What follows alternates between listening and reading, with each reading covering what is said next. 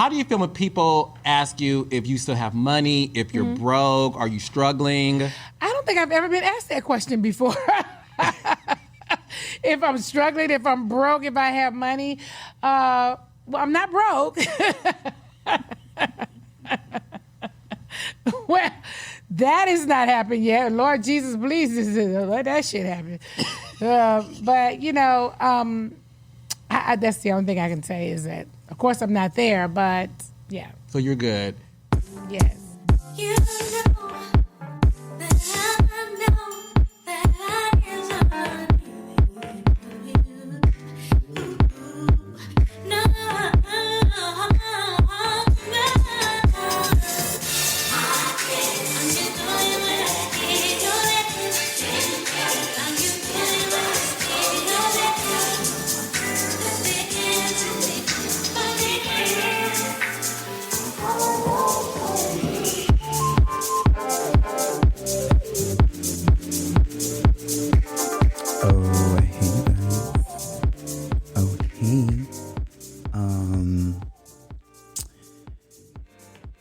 You know, I was just like, not quite sure what exactly I wanted to talk about. But, you know, I was like, I'm gonna go record or whatever like that. Listen, I've been listening to Nene Leakes interview with what's that man's name? Carlos King on Instagram. And you know what? Nene was very much giving me baby, run me my check. Bravo, run me my check, baby. It's giving that, and it's giving very much bravo. Are you guys dumb? Motherfuckers is just dumb, and that's just what you're gonna be, dumb motherfuckers. It's crazy because, like, how can you guys? Nene said they didn't get paid for their first season, and they got like $5,000 for their reunion. And I'm just like, baby, she was part of the pilot. Like, mama's been there since the beginning, okay? Mama wanted an executive seat. And this interview with Carlos was definitely giving me, mommy, run me my check. Bravo, run me my check. Run me my money. So run Nene her coins, honey. Very much deserved, girl. We live for Nene. You know, listen, I think that we go through society and, you know, we imagine our lives a certain way. And, you know, I just, like, Nene is our black celebrity. Nene is our black Hollywood. Like, she will always go down as black royalty. And I don't think that she needs any affirmation from no network. The girls live for her. And so, you know, we live for Nene, honey. Listen, the gays run around now saying, girl, who is the Nene of the group? Okay?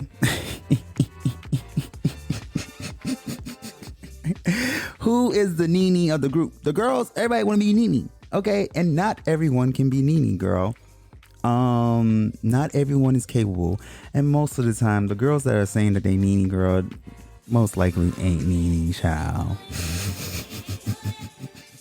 They really not, girl. They really deep down want to be, but girl, you're not Nene Leakes, girl. But yeah, child, that's fucked up. But you know what? It's us having this conversation that, you know, she also talked about feeling like she was almost like blacklisted in the industry, very similar to what Monique went through. And I find it that a lot of women, in particular black women, when they find themselves in situations that are that could be unfamiliar to them, such as, you know, working for a network or whatever like that, or just having certain conversations. I don't fucking know.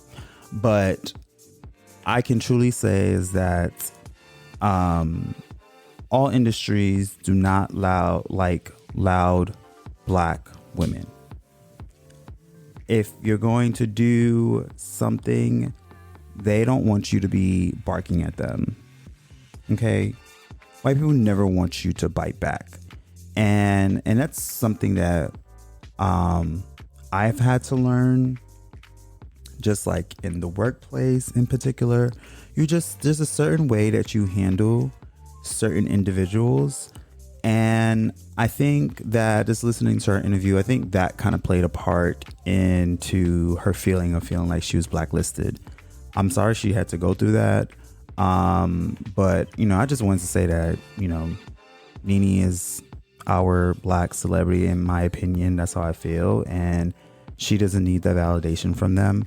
But they do need to run her a check. Run her check, honey. That's all I got to say about that. Ciao. What's going on, you guys? You know, and even speaking about Nene Leakes, she was talking about, you know, needing a man with money. I think we all want men with money. Anybody that wants a man, I would hope that you want a man with money.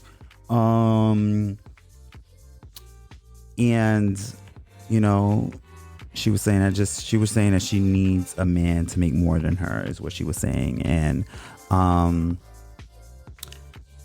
it would be nice to have someone that makes more than me.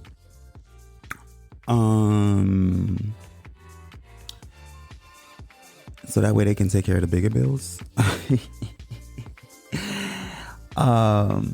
But having a man to take care of you financially is something of a woman's imagination.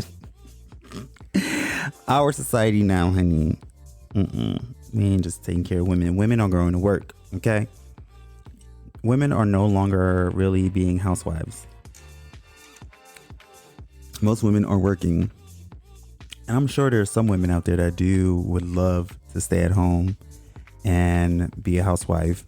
But I don't think that's a lot of our generations. And I think a lot of the generations that are coming up, their mothers were working. And so it's very interesting to see that dynamic, and for her to say that. So yeah, ciao. It was so funny too. I was randomly sitting on the couch today. So let me tell you guys about my day. So my day was real cute. So today I worked from home, and I went and did some blood work in the mix of the day, took a couple calls, responded to a couple messages here and there. A little lollygagging, you know what I'm saying? I was just I was enjoying my working from home day. This is what it gives.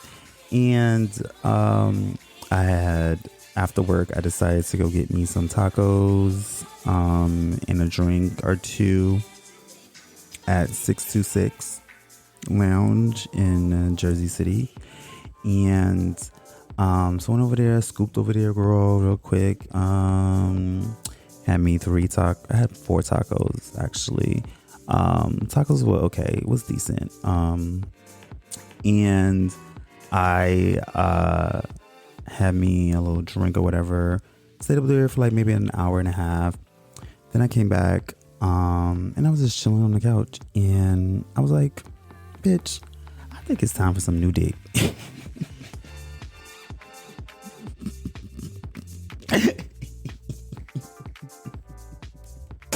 And I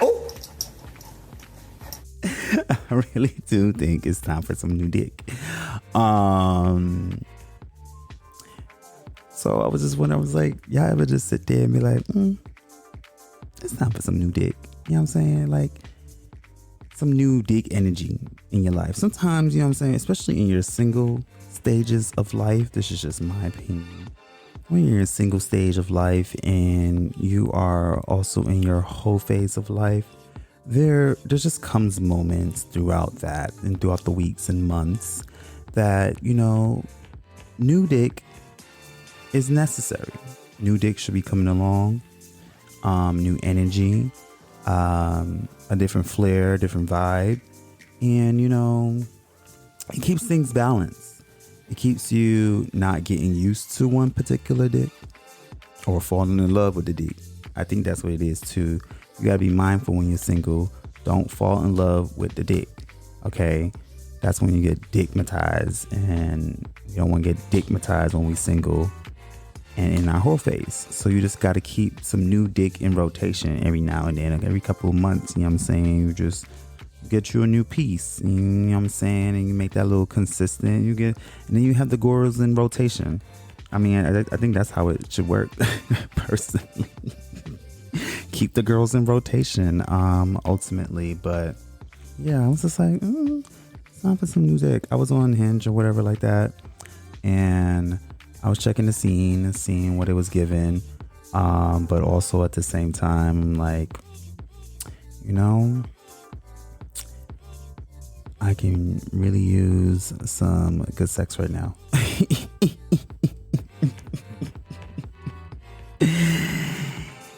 Good sex would be really nice right now. Some new male energy would be really nice right now. But yeah.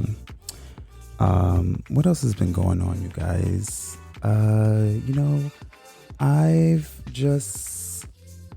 So, there's a gentleman that I mentioned on the show, Teddy West.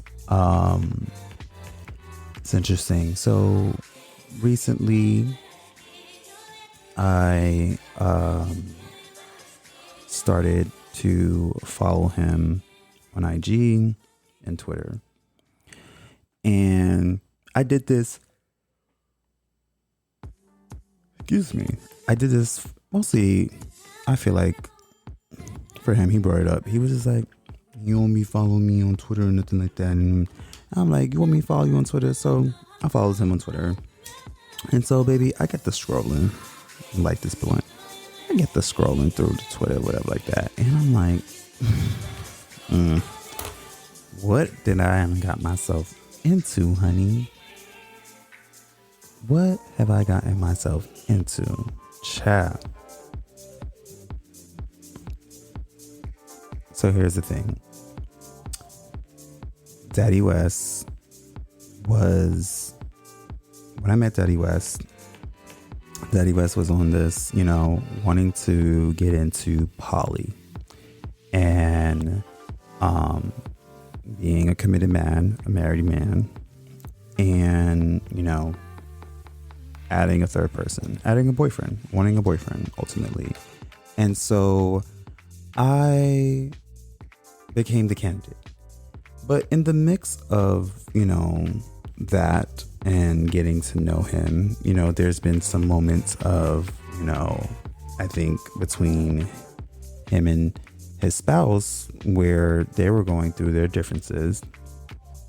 And at the same time, I was finding myself having either more time with Daddy West, and I don't know. Now he's back home and I'm like,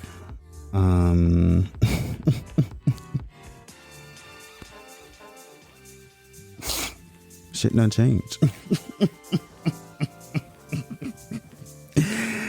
And not like in a bad way, because it's like also a reminder of like, I knew what I was getting myself into.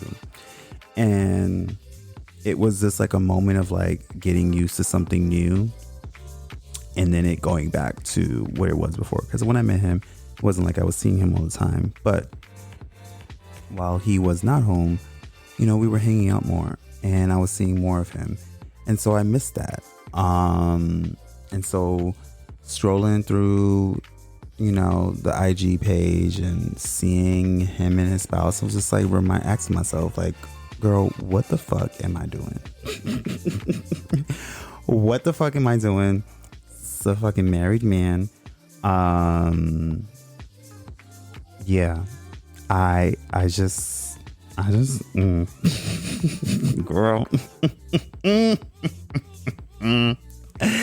Keep asking myself when I get myself into, but I fucks with Daddy West. I fucks with him hard, and I think that's what it is as well. And so it's just going through this little growing pain moment, and it sounds way too familiar, baby. I've been through this situation before.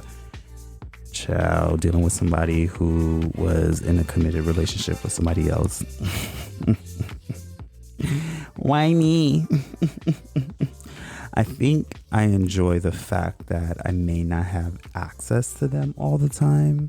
Maybe the turn on, or maybe the excitement that I get from dealing with people who may be having something else going on as well. You know, almost borderline homewrecker, but not really a homewrecker, because these niggas out here doing what they doing. And the only thing I can do is just believe what they tell me. They tell me they're in a relationship. They tell me that they've had this conversation with their partner. I have to just believe that they did, or that things are good at home. And while I'm building this relationship with you, I'm not worrying about your partner. I am not worrying about your man. Trust and believe me. I am worrying about me and you. And so I get reminded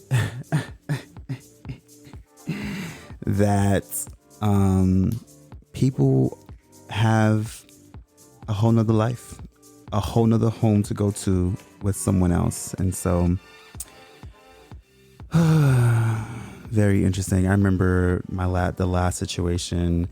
I remember telling myself, like, I was just imagining just like one day, you know, the man coming and rolling up on me and beat me up outside, girl. The girls was gonna beat me up outside. I was gonna be the other bitch that got her ass whooped. That was gonna be me. I was just like, girl, I remember I told my therapist that. I was like, girl, I feel it coming. I feel like I'm about to get caught out.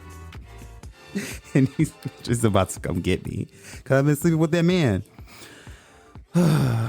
Because that man not being honest. I just I'm leaving it at that. I'm living my single life, single easy lifestyle, and niggas want to come over and they want to interrupt.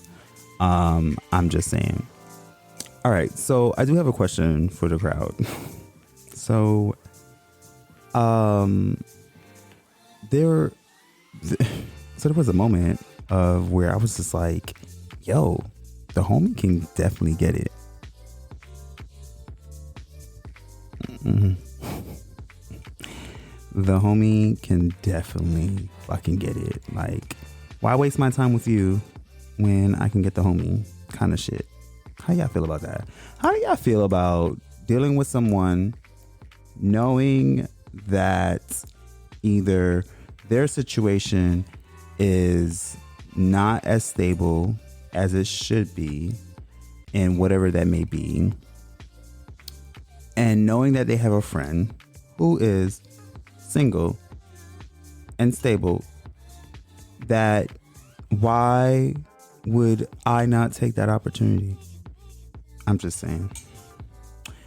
And then I feel like there's this loyalty sometimes, and bitch, like, who came up with that loyalty? Who said that you couldn't fuck with a friend? Who's your loyalty to? Now, yes, my loyalty is to the individual, but also at the same time, it's just like, you got other shit going on. Let me see if me and this can work out. I am just I'm such a mess. So wrong. Saying it out loud just sounds wrong.